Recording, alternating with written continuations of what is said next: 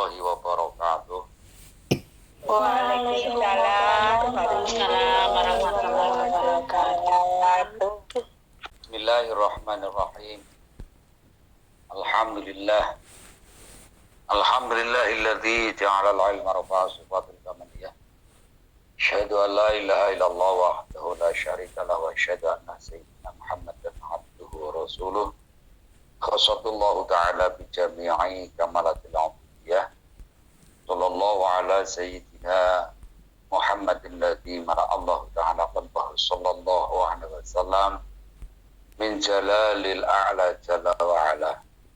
Wa ayyanahu sallallahu alaihi wasallam min jamalil asnaf wa sallallahu alaihi wasallam masburan wa ala alihi wa ashabihi wassalikin ala nahji fanalu khairan wa akhiran amma ba'du.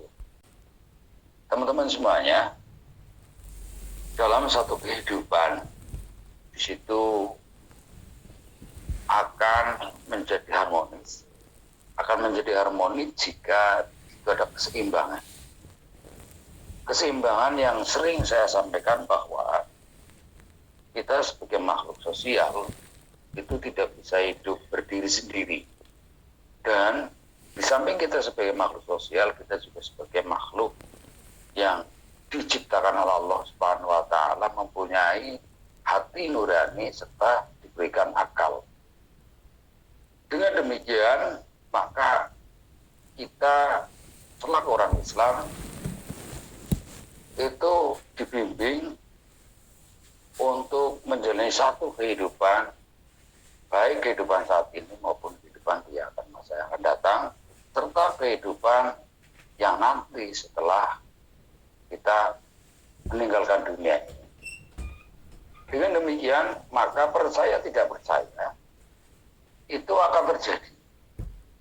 Yang saya maksud percaya tidak percaya, yang akan nanti terjadi yaitu kita mengalami suatu kematian dan kemudian kita akan dibangkitkan kembali dan dimintai pertanggungjawaban sesuai dengan apa yang kita lakukan dalam sekarang di alam dunia. Nah, dengan demikian, maka karena percaya tidak percaya, pembahasannya adalah kita selaku orang Islam ada fondasi yang harus ditegakkan selalu, yaitu melaksanakan daripada kategori sebagai seorang Islam agar dianggap atau agar diakui sebagai orang Islam, baik diakui oleh Allah maupun diakui oleh sesama. Nah, dengan demikian, maka rukun Islam, bahasanya rukun Islam itu ada dua kalimat syahadatain, yaitu syahadat tauhid dan syahadat rasul. Asyhadu la ilaha illallah wa asyhadu anna Muhammadar Rasulullah. Dan kemudian terkait dengan syahadat itu, maka itu pun kita meyakini, kita mempercayai bahwa adanya Allah dan serta adanya Rasul Muhammad yang diutus oleh Allah. Artinya kita apabila tidak dibimbing, itu akan liar. Apabila kita tidak masuk pada rel-rel religi, maka tentunya akan mau melakukan sesuatu yang berkaitan dengan nafsu. Melakukan sesuatu yang di situ berhubungan atau berkaitan dengan arahan-arahan atau ajakan-ajakan nafsu. Dengan demikian, maka remnya nafsu itu adalah takwa. Remnya nafsu adalah iman. Dan remnya nafsu itu juga adanya ilmu pengetahuan tentang iman. Adanya ilmu pengetahuan tentang takwa. Karena apa? Jika di situ kita melakukan sesuatu tanpa yakin, maka tentunya sesuatu itu pun akan seolah-olah akan sia-sia. Misal kita melakukan suatu perintah sholat, tapi tanpa yakin bahwa ini adalah perintah dari Allah. Kita melakukan perintah puasa, Tetapi kita tidak yakin adanya Allah. Dengan kata lain, sesuatu yang di situ di luar jangkauan akal sehat kita itu hanya bisa diterima dengan hati, dan hati itu tempatnya yakin atau tempatnya iman. Maka dengan demikian tidak ada seseorang yang di situ melakukan suatu kemaksiatan apapun jika iman masih melekat dalam diri. Nah, seandainya ditanya mengapa seseorang bisa melakukan seperti itu dan lain sebagainya, berarti imannya itu sedang berkurang atau yang kusuk atau bahkan hilang sama sekali. Sering saya katakan bahwa iman itu ada kalanya yazidu, ada kalanya yankusu, dan ada kalanya yadhabu. Yazidu artinya bertambah, yankusu berkurang, dan yadhabu hilang. Jadi seseorang apabila melakukan sesuatu tindakan apapun yang terkait dengan dosa, maka iman itu pergi, dan kemudian menurut satu keterangan apabila setelah melakukan dosa, iman itu kembali lagi. Jadi kesimpulannya yazidu yang usu yadhabu itu untuk iman. Kalau gambaran yang lain, ada kalanya iman itu seperti air laut, ada kalanya naik, ada kalanya turun, atau ada kalanya pasang, dan ada kalanya lesu dan sebagainya. Nah, terkait dengan itu, suatu kehidupan yang tadi di awal saya katakan bahwa bisa tercipta suatu keharmonisan dalam suatu kehidupan, baik kehidupan di saat ini maupun di kehidupan yang akan datang. Artinya di kehidupan yang akan datang itu di kehidupan besok, lusa, dan seterusnya bisa berdampingan dengan baik itu jika sudah terbangun satu kepercayaan. Artinya kepercayaan di situ baik percaya mau kepada kitab Allah, percaya kepada Allah, kepada Rasul Allah, dan lain sebagainya. Karena amanu billahi wa malaikatihi wa kutubihi wa rusuli wal yaumil akhir.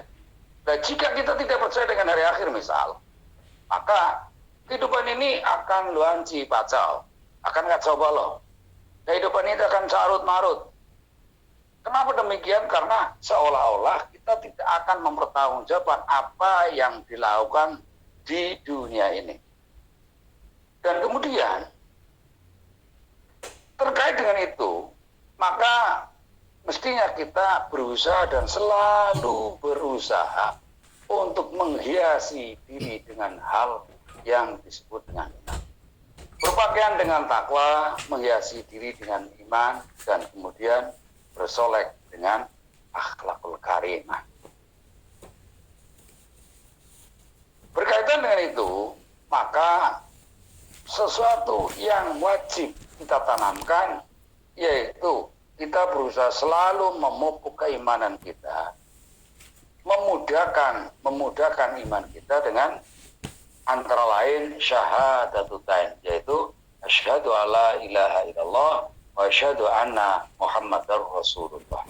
Hadirin wal hadirah, teman-teman semuanya, banyak sekali hadis-hadis yang menyampaikan tentang perkara iman, di mana antara lain barang siapa yang menghiasi diri dengan iman maka akan merasakan manisnya iman. Yang mana di situ misalnya satu contoh, apabila di situ kita menilik ayat Al-Quran atau hadis yang berhubungan dengan misalnya dengan tetangga. Jadi barang siapa yang percaya dengan hari akhir maka berbuat baiklah kamu dengan tetanggamu. Orang siapa yang percaya dengan hari akhir maka berbuat baiklah kamu dengan orang tuamu. Barang siapa yang percaya dengan hari akhir maka berbuatlah dengan saudaramu. Barang siapa yang percaya dengan hari akhir maka bersedekahlah kamu, dan seterusnya dan seterusnya. Banyak sekali bab atau hadis-hadis yang terkait dengan atau perkara-perkara dengan iman. Dengan demikian, satu hadis yang mana antara lain memuliakan tetangga, tamu, dan kemudian berkata baik, atau membiasakan diam jika kita tidak suka, atau itu adalah semuanya, maksud saya, itu semuanya adalah iman. Termasuk malu juga termasuk bagian daripada cabang iman. Ada hadis yang menyampaikan bahwa seseorang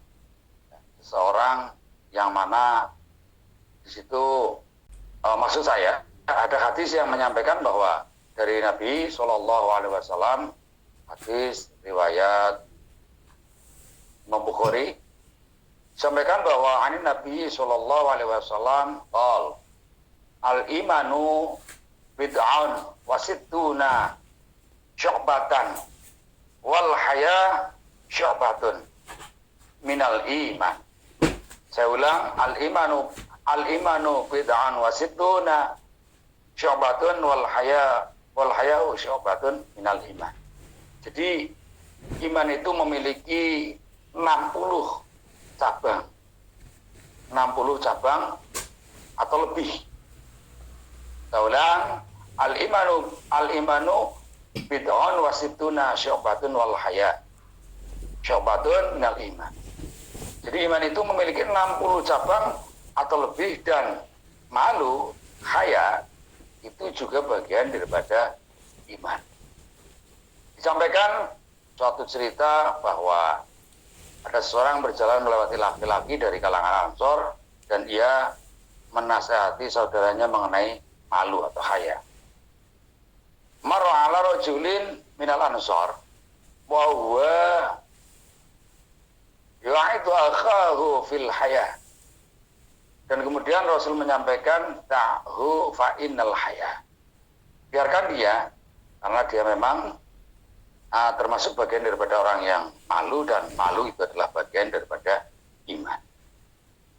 Teman-teman semuanya, sampaikan tadi, apabila kita percaya dengan hari akhir, apabila kita percaya dengan hari akhir, maka kita diupayakan untuk berbuat baik dengan misalnya tamu, berbuat baik dengan tetangga, berbuat baik dengan orang tua, dan membiasakan diam apabila kita tidak menyukai sesuatu. Sampaikan terkait dengan iman yang berhubungan dengan tetangga, hadis Abu Hurairah radhiyallahu anhu dari Rasulullah SAW, man kana yu'minu billah wal yaumil akhir. Jadi barang siapa yang beriman kepada Allah dan hari akhir, maka di situ fala yu'ti jarahu. Janganlah engkau menyakiti tetangganya atau tetanggamu.